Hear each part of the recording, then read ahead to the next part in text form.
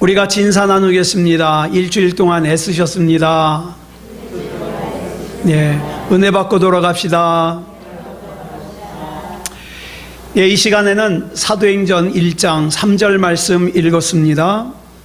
은혜 받을 말씀의 제목은 하나님의 나라입니다. 하나님의 나라.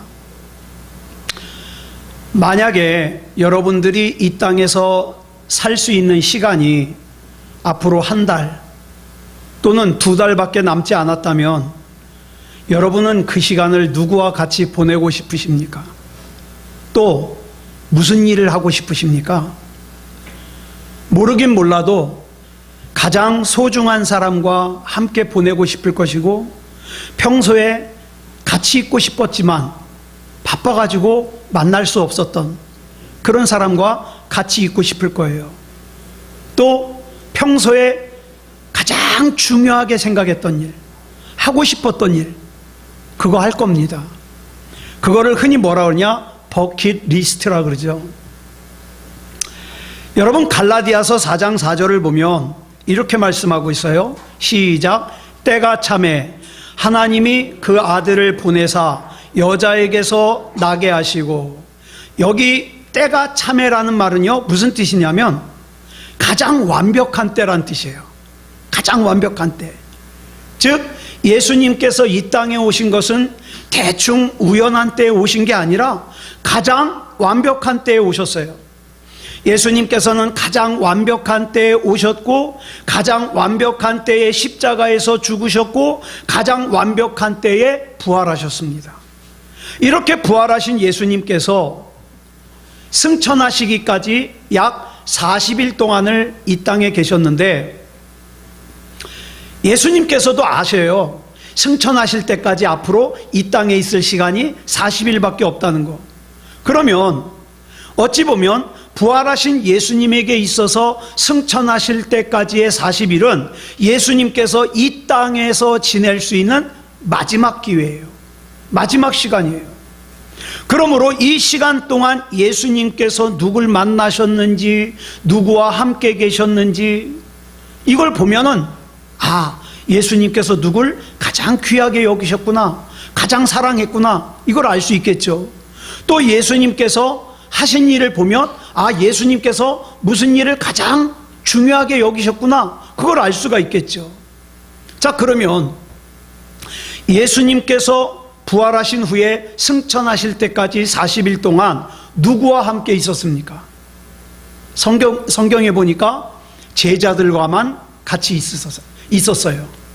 그러니까 이 사실로 봐서 예수님께서 이 제자들을 얼마나 사랑했는지.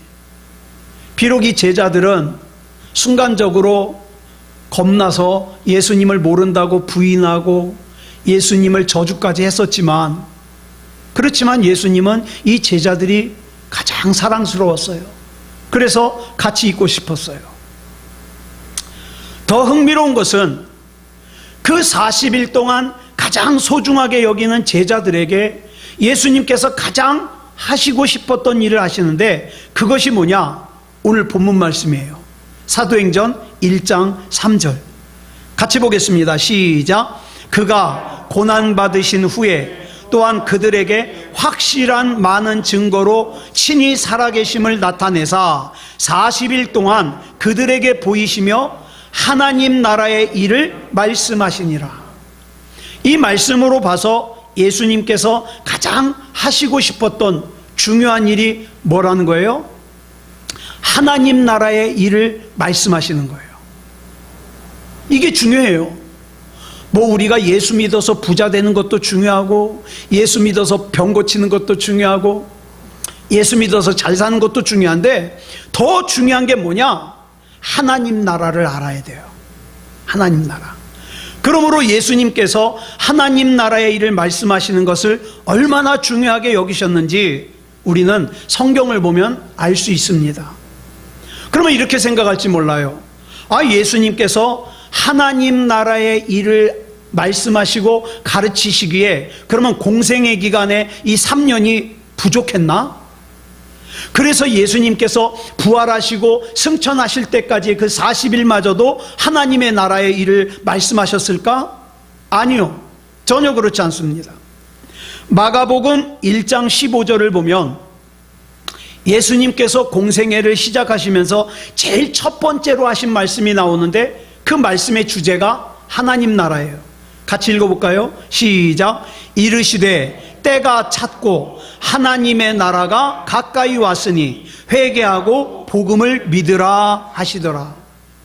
하나님의 나라가 얼마나 중요했으면 예수님께서 공생애를 시작하자마자 첫 번째로 증거하시는 말씀이 하나님의 나라였을까요? 그러면 예수님의 첫 번째 설교만 하나님의 나라였을까요? 아니요. 여러분, 성경을 복음서를 읽어보면 예수님의 말씀을, 예수님이 하신 말씀을 다 정리해보면 주제가 하나예요. 하나님의 나라예요. 다시 말해서 예수님의 공생애 기간 동안 예수님께서 증거하신 메시지의 전체적인 주제가 뭐냐? 하나님의 나라예요. 그러면 하나님의 나라를 바로 모르면 무슨 뜻이에요? 교회 아무리 열심히 다녀도 예수님이 뭘 말씀하셨는지를 모르는 거예요. 뿐만 아니에요. 예수님의 공생애 기간 동안에 충분히 하나님의 나라를 말씀하셨고 충분히 가르치셨어요. 자, 누가복음 9장 11절을 보면 이런 말씀이 나와요. 시작. 하나님 나라의 일을 이야기하시며 병 고칠 자들을 고치시더라. 자, 여러분 이 말씀 잘 보세요. 뭐가 더 중요한 것 같아요? 하나님 나라의 일을 이야기하시며 병 고칠 자들은 고치시더라. 뭐가 본편이고 뭐가 부록인 것 같아요? 중요한 것은 하나님 나라의 일을 이야기하시는 거예요. 그러면서 중간중간 부록으로 병 고칠 자들을 고쳐주시는 거예요. 그런데 어떤 사람들은요, 병 고치는 거에만 몰입해가지고 하나님 나라는 몰라요. 그러면 잘못됐죠. 그런데도 예수님께서는 가만히 보면은 이 하나님 나라의 일을 사람들이 잘 이해를 해야 될 텐데 어떻게 이야기를 해야 잘 이해할까? 마가복음 4장 30절을 보면은 내가 하나님 나라를 어떻게 비교하면서 설명해야 잘 이해를 할까? 내가 하나님 나라를 어떻게 비유로 설명을 해야 잘 알아들을까? 예수님께서 고민하셨어요. 그러니까 예수님의 설교, 예수님의 가르치심, 예수님의 강의, 예수님의 비유의 모든 관심과 주제는 하나님의 나라다. 그런데도 부활하신 후에 승천하실 때까지 마지막 남은 40일마저도 예수님께서 뭐 하셔요? 사랑하는 제자들에게, 가장 사랑하는 제자들에게 하나님 나라를 가르쳐 주셔요. 그러니까 예수님께서 승천하시는 그 순간까지도 절대 놓을 수 없었던 중요한 일이 뭐라는 거예요? 하나님 나라의 일을 말씀하시는 거예요. 하나님 나라 가르치시는 거예요. 그렇다면 왜 예수님께서는 이렇게 하나님 나라의 일을 말씀하시는 것을, 가르치시는 것을 중요하게 생각하셨을까? 예수님만 하나님의 나라를 중요하게 생각한 게 아니에요. 사도행전에 보면 사도 바울 선생님이 설교하신 설교가 8편이 나옵니다. 그런데 이 사도행전에 나오는 사도 바울 선생님의 설교를 가만히 보면은 주제가 하나예요. 뭐예요? 하나님의 나라예요. 사도 바울만 그런 것이 아니라 사도행전 8장을 보면 초대교회 7명의 집사님 중에 한 분이신 빌립 집사님이 나오는데, 이 빌립 집사님이 설교하는 그 설교의 내용도, 주제도 뭐예요? 하나님의 나라와 예수 그리스도의 이름이에요. 그뿐만 아니라 새소망교회 이창원 목사가 지난 25년 동안 목이 터져라고 전했던 설교의 전체적인 주제도 뭐예요? 하나님의 나라예요. 그리고 이 하나님의 나라에 들어갈 수 있는 조건인 구원받을 만한 믿음이에요. 딴 거 없어요. 딴 건 다 까먹어도 돼요. 이 중요해요. 그럴 수밖에 없는 게, 신약을 관통하는 복음의 핵심이 뭐냐? 하나님의 나라예요. 괜히 딴 거에 집중하지 마세요. 하나님의 나라예요. 그러면 도대체 하나님의 나라가 무엇이기에 이렇게 중요하냐, 이렇게 강조할까?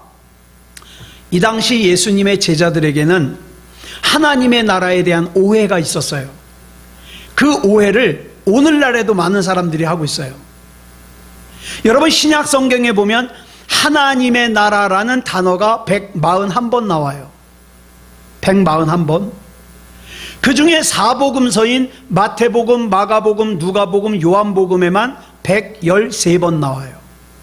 그러니까 하나님의 나라가 대부분, 하나님의 나라라는 이 단어가 대부분 사복음서에서 언급되고 있는 거예요. 왜요? 사복음서가 누구의 안에서 기록한 거예요? 예수님. 그러니까 예수님께서 말씀하신 전체적인 주제가 뭐예요? 하나님 나라예요. 그런데 사복음서 중에서 특히 마태복음에만 51번 기록이 되고 있어요. 그러니까 우리가 알고 있는 하나님의 나라에 대한 대부분의 이미지가 어디서 온 거예요? 마태복음에서 온 거예요. 왜냐하면 저만 그럴 거예요. 여러분은 안 그럴 거예요. 여러분은 그런 사람이 아니라고 생각합니다. 저는요, 성경을 딱 읽으려고 결심을 하잖아요. 야, 신약만이라도 읽자. 그러면 어디서부터 읽어요? 마태복음.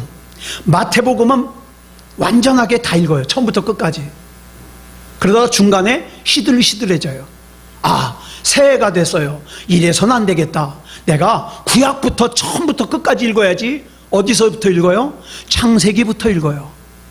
그러다가 중간에 거의 대부분 레위기에서 엎어져 버려요. 재미가 없어요. 그래서 다음에 또 새해가 되잖아요. 안 돼. 신약만이라도 읽어야 돼. 마태복음 또 읽어요. 저희 세대 때 영어 공부를 하잖아요. 유행한 말이 있어요. 명사박사. 왜? 영어 문법을 공부하기 시작하면 저희가 공부한 교재는 제일 처음에 품사가 나와요. 품사 중에서도 명사가 나와요. 일반 명사, 보통 명사. 그래가지고 명사에다가 밑줄을 거가면서 열심히 공부해요. 그러다가 책 덮어요. 그래서 뭐만 잘 알아요? 명사만 잘 알아요. 그래서 명사박사라는 말이 있어요. 성경을 보면서 사람들 어디만 읽어요? 창세기만 읽어요. 또 마태복음만 읽어요. 자, 그런데 보세요. 이 마태복음만 읽다 보니까 하나님의 나라를 마태복음의 근거에서만 이해를 하는 사람들이 많아요. 마태복음에는 하나님의 나라를 51번이나 언급을 하고 있지만 그 중에 47번을 하나님의 나라라고 표현 안 해요. 뭐라고 표현하냐? 하늘나라, 천국, 이렇게 표현을 해요. 여러분, 하나님의 나라가 익숙해요? 천국이 익숙해요? 천국이 익숙해요. 저도 주일학교 때 부지런히 찬양 부를 때 보면은 맨 천국이에요. 천국. 예. 그래서 우리는 하나님의 나라라고 부르기보다는 천국에 익숙해요. 왜 그러냐? 마태복음 때문에 그래요. 그래가지고 이 하나님의 나라를 뭐라고 착각을 하냐? 하나님의 나라는 저 멀리 하늘에 있는 나라야. 그래서 난 살아서 갈 수 없어. 어떻게 해야 가? 죽어야만 가는 나라. 죽어야만 가는 나라, 하나님 나라, 이렇게 착각을 해요. 여러분, 이 마태복음이 어떻게 써진 건가를 알면 이해가 가요. 여러분, 이 마태복음의 수신자가 누구냐? 누구에게 쓴 거냐? 유대인들에게 쓴 복음서예요. 근데 유대인들에게는 절대 함부로 입으로 말해서는 안 되는 단어가 하나 있어요. 그게 뭐냐? 하나님. 하나님이라는 말은 절대 내뱉으면 안 돼요. 그래서 성경을 쓰는 서기관들이 성경을 베껴 쓰다가 하나님이라는 단어가 나오잖아요. 그러면 그동안 쓰던 펜을 갖다가 부러뜨려요. 그리고 새 펜을 갖다가 가지고 와가지고 하나님을 쓴 다음에 그걸 또 부러뜨려요. 그 다음에 또 다른 펜을 갖고 와가지고 그 다음부터 써요. 이 정도로 하나님이라는 이름을 특별하게 생각했어요. 더더군다나 자기 입으로 하나님이라는 말을 말하질 못해요. 근데 여기서 문제가 생겼어요. 이스라엘 사람들이 사용하던 히브리어가요, 좀 특별한 문자예요. 모음이 없어요. 모음이. 자음만 있어요. 자음만. 그러면 어떻게 읽냐? 부모님이 말하는 말을 기억했다가 그걸 그대로 사용하는 거예요. 자음만 있어도. 예를 들어서 하나님 그러잖아요. 히읗, 니은, 니은 그러면 하나님 이렇게 외웠어요. 자, 그런데 문제가 생겼잖아요. 하나님이라는 발음을 해요, 못해요? 하면 안 되잖아요. 대대로. 그러다 보니까 글자는 있는데 어떻게 읽는지를 전달이 안 된 거예요. 그래가지고 어떤 사람들이 이건 야훼라고 읽는 거다. 어떤 사람들은 여호와라고 읽는 거다. 이래서 나온 거예요. 그 돌아가신 조용기 목사님은 이건 죽어도 야훼다. 여호와는 잘못된 거다. 그래가지고 조용기 목사님은 끝까지 야훼라 그랬잖아요. 근데 여러분, 사실은 여호와가 맞는지 야훼가 맞는지 몰라요. 어떻게 맞는지 어떤 게 틀린지 몰라요. 자, 그러다가 7세기 무렵에 마소라 학자라는 사람들이 그 자음에다가 모음을 붙였어요. 근데 이 모음이 또 재밌어요. 점 같은 거, 점 하나, 둘, 점 하나, 셋, 그거에 따라서 모음이 달라요.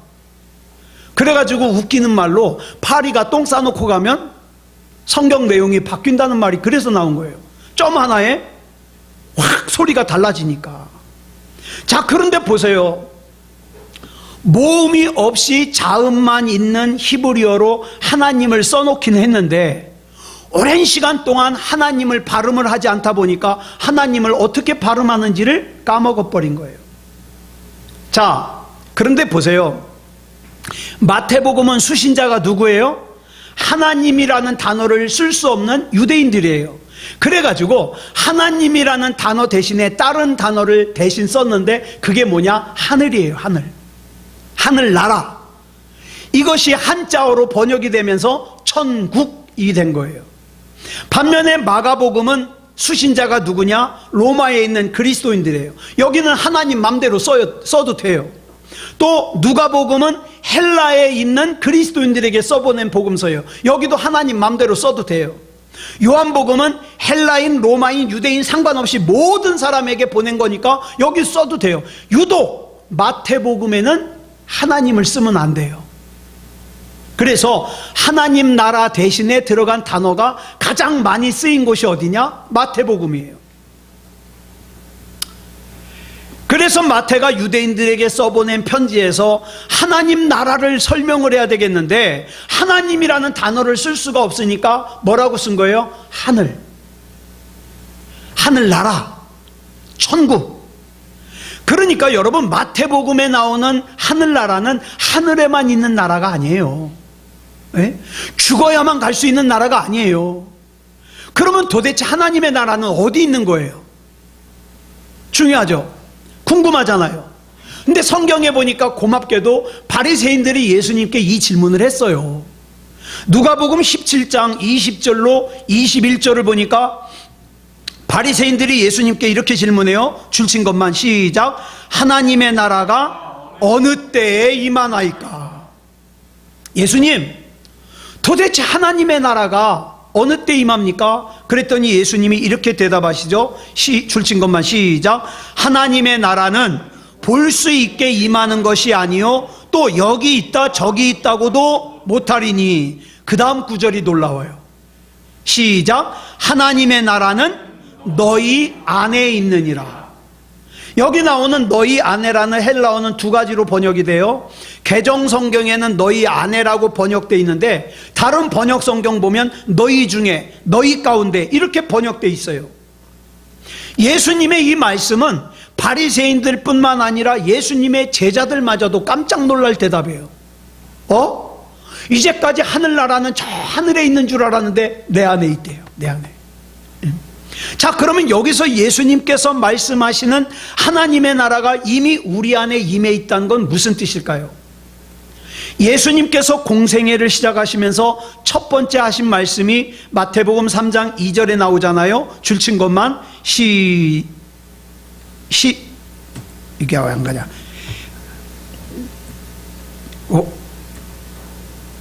이게 없어졌네.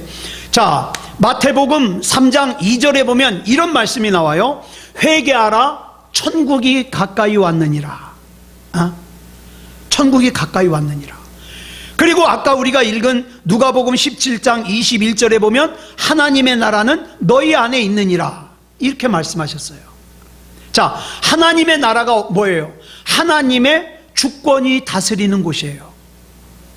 하나님의 나라는 하나님이 통치하시는 나라예요. 더 중요한 거, 하나님의 나라이신 예수 그리스도를 구주로 영접하고 하나님의 다스림 가운데 사는 사람은 이미 하나님의 나라를 품고 사는 사람이에요. 그러니까 예수님을 구주로 영접하신 여러분들은 이미 하나님의 나라를 품고 사는 사람들이에요. 그래서 한 번은 제자들이 예수님, 저 요한도 세례 요한도 제자들에게 기도를 가르쳐 줬는데 예수님, 우리도 좀 기도 좀 가르쳐 주십시오. 그래가지고 예수님께서 가르쳐 주신 기도가 마태복음 6장 9절에 나오거든요. 자, 뭐라고 나오는가? 6장 9절 먼저 우리 줄친 것만 읽겠습니다. 시작. 하늘에 계신 우리 아버지여, 이름이 거룩히 여김을 받으시오며. 그 다음에 곧바로 뭐라고 나와요? 시작. 나라가 임하시오며. 제일 먼저 하나님의 이름이 영광을 받으시기를 기도한 후에 곧바로 나오는 게 뭐예요? 하나님의 나라가 임하기를 기도해라. 여러분, 저와 여러분들이 신앙생활하면서 가장 중요하게 생각해야 될 것이 뭔지 아십니까? 하나님의 나라가 내 안에 임하기를 기도하셔야 돼요. 이거 아니면 아무리 목사를 해도 헛짓이에요. 이것이 아니면 아무리 중직을 맡아도 헛짓이에요. 하나님의 나라가 내 안에 임하기를 기도해야 돼요. 하나님 나라의 영광과 기쁨과 회복과 능력은 죽어야만 경험할 수 있는 것이 아니라 우리가 지금 살고 있는 이 세상에서도 얼마든지 경험할 수 있다고 성경은 말씀하고 있어요. 그런데도 아무리 예수님께서 이 말씀을 하셔도 제자들이 이해하지 못하니까 예수님께서 승천하실 때까지 40일까지 마저도 이 말씀을 애타게 설명하시는 거예요. 왜? 가장 사랑하는 소중한 제자들이 하나님의 나라를 알아야 하니까, 하나님의 나라를 품고 살아야 되니까, 이것이 예수님의 간절한 소원이니까. 그 예수님께서는 지금도 저와 여러분에게 하나님의 나라를 가르치고 싶어 하셔요. 교회 왔다 갔다 하는 것도 중요하지만 하나님의 나라를 똑바로 알자. 하나님의 나라를 반드시 품고 살자. 아직도 교회 다니는 사람들이, 예수님을 믿는다고 하는 사람들이 하나님을 어떻게 생각하느냐고 물어보면 저 멀리 있는 나라, 죽어야만 가는 나라라고 생각하는 거예요. 여러분, 그렇게 생각하다 보니까 생기는 함정이 뭔지 아십니까? 이 세상에서 우리가 누려야 될 하나님의 나라의 영광과 기쁨과 환희와 능력을 맛보질 못해요. 여러분, 그래서 그 하나님의 나라를 경험하지 못하게 하려고 마귀가 퍼뜨린 거짓말이 뭡니까? 하나님의 나라는 저 하늘에 있다, 죽어야만 간다, 이렇게 퍼뜨리는 거예요. 여러분, 사도 바울이 신약 성경 중에 13권을 기록했는데 이 13권 가운데 사도 바울이 가장 힘들 때 기록한 성경이 에베소서와 빌립보서예요. 이 에베소서와 빌립보서는 감옥에서 썼다고 해서 옥중서신이라고 그래요. 그런데 의외로 이 빌립보서의 별명이 뭐냐? 기쁨의 편지예요. 에베소서 같은 경우에는 1장 1절에서 2절까지 인사말을 쓴 다음에 곧바로 3절에서 뭐라고 시작하느냐? 찬송하리로다, 이렇게 시작해요. 여러분 생각해 보세요. 내가 지금 감옥에 갇혀 있는데 뭘 찬송할 게 뭐가 있어? 내가 지금 몸이 아픈데 찬송할 게 뭐가 있어? 내가 지금 이렇게 힘든데 찬송할 게 뭐가 있어? 여러분, 사도 바울이 극심하게 힘든 상황에서 그래서 전혀 감사하거나 찬양할 것이 없을 것 같은 그런 상황에서, 그래서 내가 오히려 하나님께 섭섭해하는 것이 당연한 상황에서, 하나님을 원망하는 것이 당연한 상황에서 하나님께 사도 바울이 제일 먼저 고백하는 말이 뭐예요? 찬송하리로다. 이게 어떻게 가능해요? 우리는 조금만 섭섭해도 얼굴빛이 확 바뀌는데, 사도 바울은 인간이 아닌가 보죠? 아니요, 사도 바울은 우리와 똑같은 인간이에요. 사도 바울도 맞으면 아파요. 사도 바울도 생명이 하나밖에 없어요. 사도 바울도 날씨가 추우면 추위를 느껴요.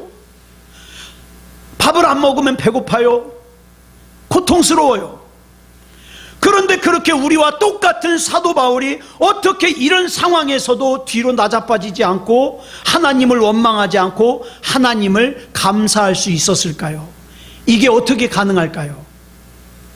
사도 바울 안에 하나님의 나라가 있었기 때문에 가능한 거예요. 예. 이 안에 하나님의 나라가 들어있으면 시험 들지 않아요.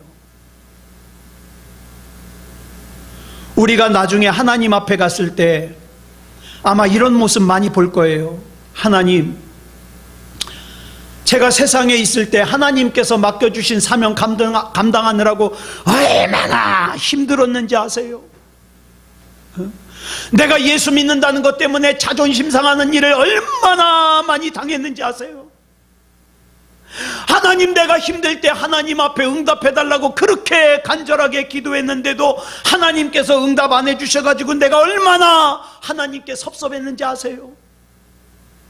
하나님, 제가 사방으로 우겨쌈을 당해서 얼마나 답답하고 힘들고 고통스러웠는지 아세요? 그러면 하나님이 뭐라 그러실까요? 왜? 답답하죠. 실컷 힘든 얘기인데 왜? 내가 이미 세상에서도 하나님 나라를 맛볼 수 있는 권세와 능력을 줬는데 왜?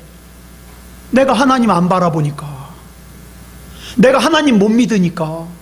이러다가 잘못되면 어떡하지? 이러다가 실패하면 어떡하지? 그러니까 하나님 말고 다른 거 의지하려고 그러는 거예요. 여러분, 그 얘기 있잖아요. 우스갯소리로 어떤 사람이 길을 가다가 발을 잘못 뒤져가지고 낭떠러지에서 떨어졌어요. 본능적으로 손을 꽉 잡았더니 나무가 딱 잡히는 거예요. 밤새 그 나무 붙들고 떨고 있는 거예요. 그러다 나중에 하나님 앞에 기도해요. 하나님, 나 좀 살려주세요, 살려주세요. 그랬더니 하나님이 너 나 믿냐? 예, 믿어요. 그러면 그 손 놔라. 가만히 생각해 보니까 이 손 놓으면 죽게 생겼거든요. 거기 하나님 말고 누구 딴 사람 없어요. 하나님 못 믿겠다는 거죠. 날이 샌 다음에 보니까 자기 발밑에 바로 요만큼 아래에 땅이 있는 거예요. 그거 놨으면 그 고생 안 하잖아요.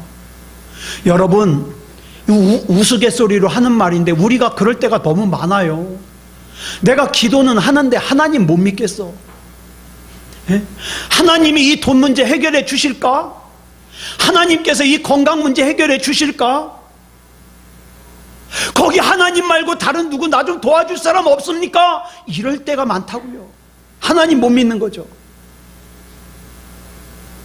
그런데 여러분, 요한 3서 1장 2절을 보면 이렇게 말씀하고 있잖아요. 같이 읽겠습니다. 시작.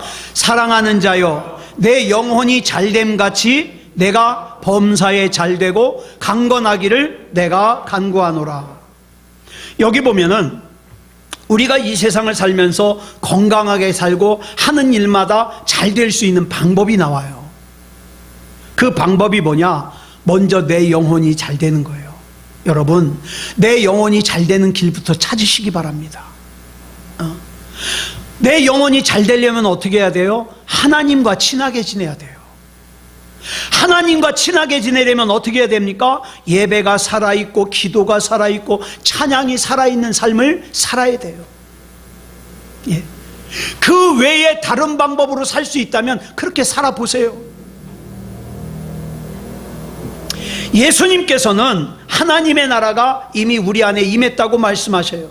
그 증거로 뭘 말씀하십니까? 포로된 자가 자유하게 되며 눈먼 자가 다시 보게 되고 갇힌 자에게 노임을 선포하라고 이렇게 말씀하셔요.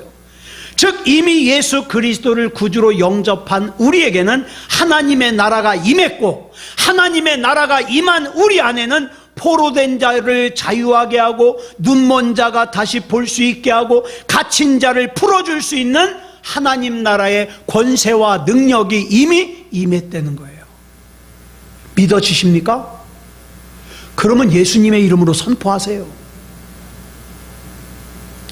이 하나님의 나라가 이미 우리 가운데 임하셨는데 왜 어떤 사람은 하나님을 믿는다고 하면서도 여전히 고아처럼 살아? 이유는 둘 중에 하나예요. 첫째는 성경은 거짓말을 기록한 책이기 때문에 우리에게 임하지도 않은 하나님의 나라가 임했다고 거짓말하는 거예요. 맞아요? 그게 아니라면 누구에게 문제가 있는 거예요? 나에게 문제가 있는 거예요. 내가 하나님을 믿는다고 했는데 분명히 성경은 하나님의 나라가 이미 우리 안에 임했다고 말씀하고 있는데 왜 내가 이렇게 불안해할까? 왜 이렇게 내가 무서워할까? 내가 이렇게 걱정할까?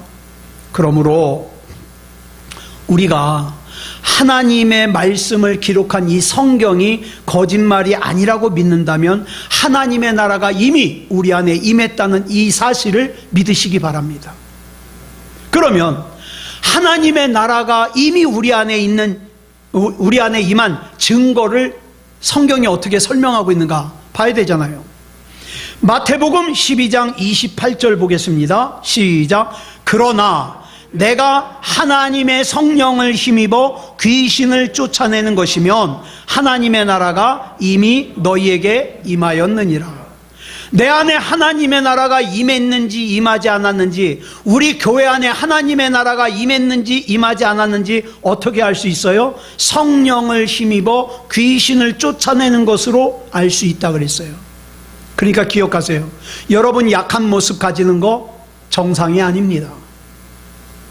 정상이 아니에요.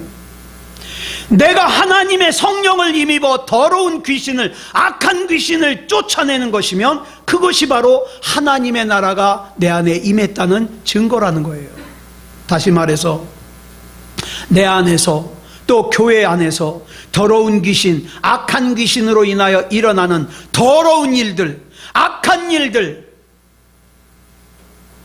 이런 일들이 예수 그리스도 이름으로 다 쫓겨날 때 하나님의 나라가 이미 우리 안에, 이미 우리 교회 안에 임한 증거라는 거죠. 여러분, 절대 신앙은 신학적인 이론으로 되는 게 아니에요. 저는요, 정말 신학적인 지식이 뛰어난 신학교 교수인데 아무리 봐도 저 사람은 믿음이 없는 것 같아요. 그런 사람 여럿 봤어요. 여러분, 신학적인 지식으로, 성경 아는 지식으로 신앙을 얘기하는 거 아니에요. 그럼 뭘로 얘기를 해요? 내 안에 하나님의 나라가 있느냐? 여러분, 헨리 블랙갑이라는 분이 쓰신 하나님을 경험하는 삶이라는 책이 있어요. 또 이 책을 가지고 만든 성경 공부 교재가 있어요. 이 책에 보면 당신의 인생을 하나님께로 조정하라는 소제목이 있어요. 이거를 보면 이런 얘기를 해요. 이스라엘을 출애굽시키기 위해서 하나님께서 모세를 부르셨을 때 모세가 뭐라 그랬어요? 보낼 만한 사람을 보내라 그랬어요. 나는 말도 잘 못한다 그랬어요. 그래가지고 끝까지 모세가 난 못 간다고, 나는 할 수 없다고 거절했다면 모세는 이스라엘 민족을 인도하는 지도자가 될 수 없었겠죠. 그런데 모세 말대로 말도 잘 못하고 나이도 80이나 됐지만, 그러나 하나님께서 자기를 부르셨을 때 난 부족하지만 그러나 내가 하나님의 뜻에 나를 조종한다, 하나님의 뜻에 나를 방향을 돌린다, 그랬을 때 뭡니까? 모세는 이스라엘의 지도자가 될 수 있었어요. 아브라함도 그래요. 기름진 땅인 갈대아 우르에서 살던 아브라함에게 하나님께서 말씀하시죠. 너의 고향과 친척과 아버지의 집을 떠나라. 내가 너에게 지시할 땅으로 가라. 아이, 하나님, 내가 사는 곳이 더 기름진데 어디로 가요? 그러고 거절했다면 믿음의 조상 아브라함은 없어요. 그러나 순종하고 갑니다. 이해가 안 돼도, 납득이 안 돼도 순종하고 가요. 여러분, 요나 아시잖아요. 니느웨에 가서 심판의 복음을 전하라 그랬을 때 니느웨가 자기의 편견을 버리고 자기의 생각을 하나님 앞에 조종하지 않으면 끝까지 어떻게 합니까? 요나는 선지자인데도 하나님 앞에 반항해요. 참, 요나서를 읽으면서 가슴 아픈 게 요나가 회개했다는 내용이 안 나와요. 끝까지 반항하다가 끝나요. 가서 니느웨 성에 가서 이 성이 40일 뒤에는 심판받을 거라고 얘기는 했지만 하나님의 마음과 같질 않아요. 그래서 요나서를 읽으면 찝찝한 거예요. 끝까지 회개했다는 내용이 안 나오니까. 여러분, 왜 우리가 하나님의 뜻에 우리의 뜻을 조정을 해야 됩니까? 하나님의 생각이 옳아요. 하나님의 생각이 더 좋아요. 그래서 우리 이사야서 55장 9절 말씀 우리 많이 읽었잖아요. 같이 읽어볼까요? 시작. 이는 하늘이 땅보다 높음같이 내 길은 너희의 길보다 높으며 내 생각은 너희의 생각보다 높음이니라. 그래서 저도 여러분도 하나님의 뜻에, 하나님의 생각에 내 생각을, 내 계획을 조종해야 돼요. 조종해야 돼요. 끝까지 내 생각이 옳다고 고집하는 사람은 어리석은 사람이에요. 그래서 우리 안에 하나님의 나라가 임하고 악한 생각, 악한 마음, 악한 귀신을 다 쫓아낼 때에 우리는 하나님의 나라가 내 안에 임한 것을 확실하게 경험할 수 있고, 이것을 경험하는 믿음을 뭐라고 부르냐? 믿음다운 믿음이라고 불러요. 구원받을 만한 믿음이라고 불러요. 사랑하는 여러분, 앞으로 우리가 사는 이 세상이 예전보다 더 신앙생활하기 좋아질 거라고 이제 생각하지 마세요.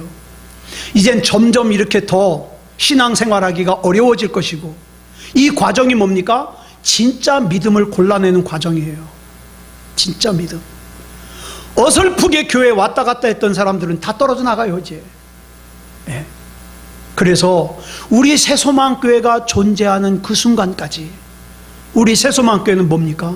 한 사람이라도 더 믿음다운 믿음이기를, 구원받을 만한 믿음이기를 전해야 되는 거예요.